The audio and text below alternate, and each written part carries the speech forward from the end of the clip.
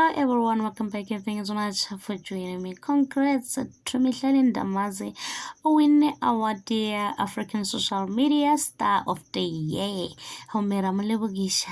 halala mugel, halala. Kya celebrate I know Savannah Arbona, Mutwilung or Ganu Savannah Ziborbona, Kimudira Dibo Vale Mo. Honjo le busy ka Savannah ya modimo gona ke fetša go bontšha ile gore o ba thabile le di parents tsa gago mme o ba bontšha mma gago le stepfather sa gago ke sela sa go ka sa hlambalaza mami allegedly go ile gore re kwele voice note wa gago ile gore o ba kwele mimosa e leng gore be ile monate gore a re beitletse e mimosa phakati ga gagwe a ikwa bose ile gore o ba tlhalosa ntwe ile gore o ba ikole bose gomme o bontšha ile gore o itshotse ka se ile gore o ba se dira taba tša dimimosa di fedile o boetše go lerato la pelo ga gagwe gomme o dira le mama Mihlali jwale ba thabile ba bontšha gore ba thabile le Mihlali re